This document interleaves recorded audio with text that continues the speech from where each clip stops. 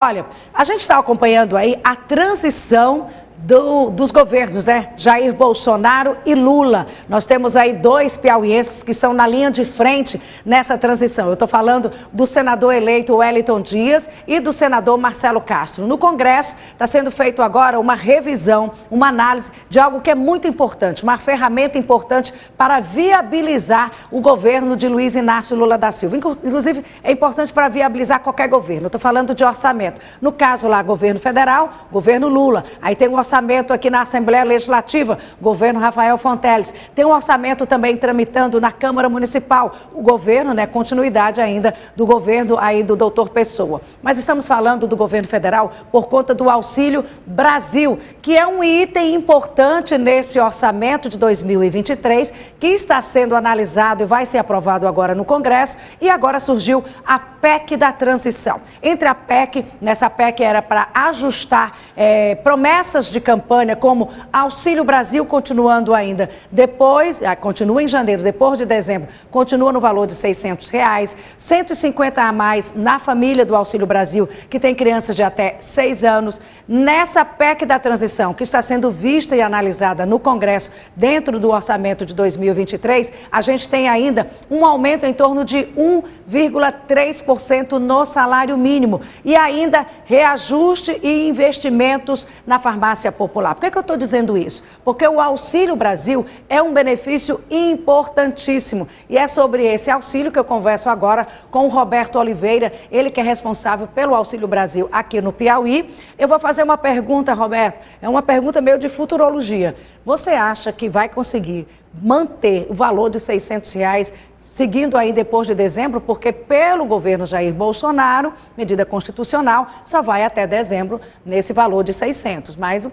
presidente Lula quer manter esse valor. Mas isso aí é com eles. Só uma impressão sua, você acha que continua nesse valor? Dá para pagar todo mundo?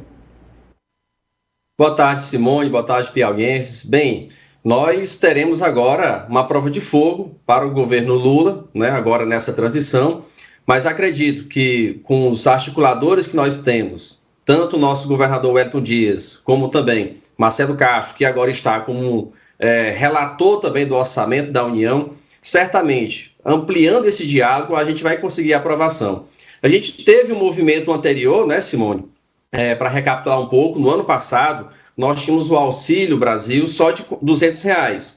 E foi conseguido também um movimento como esse, onde o Congresso, tanto os deputados e senadores, aprovaram aí também uma PEC para ampliar o valor e chegar até o valor de 400 e depois até de 600. Então, acredito que a gente vai conseguir sim, porque é uma necessidade da população brasileira. Nós temos 33 milhões de brasileiros que estão passando fome, que têm uma grande dificuldade também de se alimentar com o básico.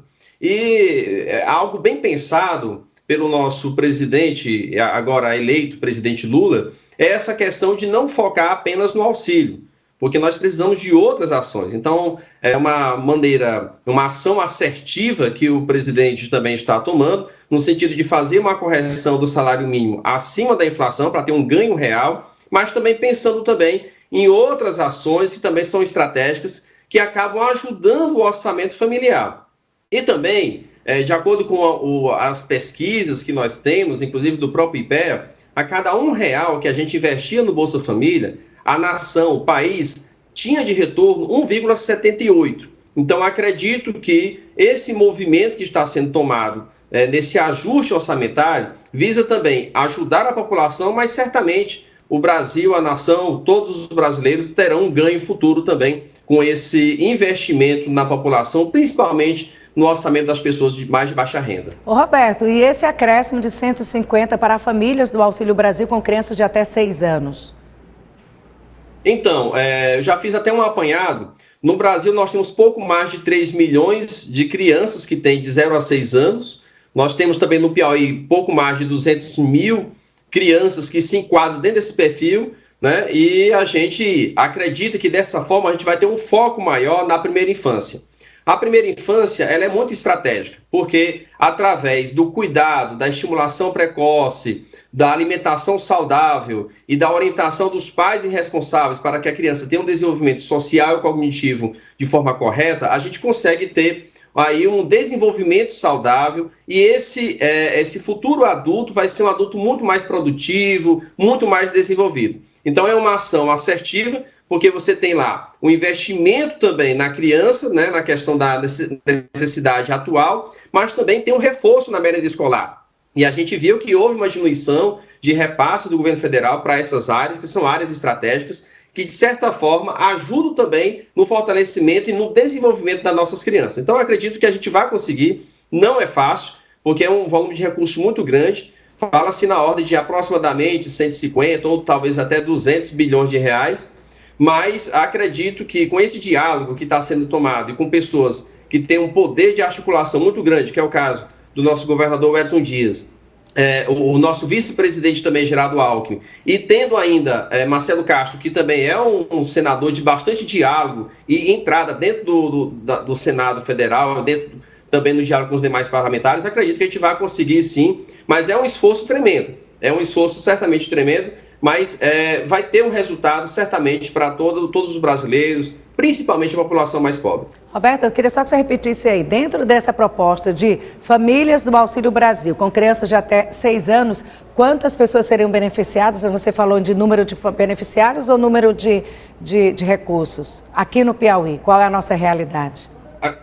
Aqui no Piauí nós temos aproximadamente 200 mil crianças que se enquadram dentro dessa faixa etária que estão no cadastro único. A gente vai ter, aí tem que, no caso, verificar se todas estão recebendo o benefício, mas aproximadamente 200 mil crianças seriam beneficiadas só no estado do Piauí. E nós temos, a nível de Brasil, aproximadamente 3 milhões de crianças que se enquadram aí dentro desse perfil também de até 0,6 anos. Então, 200 mil crianças seriam beneficiadas caso seja aprovada essa PEC da transição, que você bem lembrou, o item importante que também consta na lista, além do auxílio de R$600, mais o acréscimo de 150 para crianças de até 6 anos, melhoria na farmácia popular, nós tínhamos também melhorias e investimentos na merenda escolar, que é muito importante. Roberto, mais uma pergunta é com relação àquele prazo, nós chegamos a conversar aqui, fim do prazo para regularizar a situação, se não regularizar,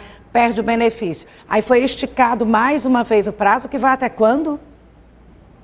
Nós temos um prazo que vai até o final mesmo aí do ano, né? Então é importante... na verdade não, desculpa. Até o dia 11 de novembro, 11 de novembro, próxima semana. Então o prazo vai agora até o... Exatamente. E aí aquela história, como é que está a procura, porque 11 de novembro vai chegar e a gente faz como nós tivemos no último prazo. Não deu tempo, muita gente perdeu aquela correria para os CRAS.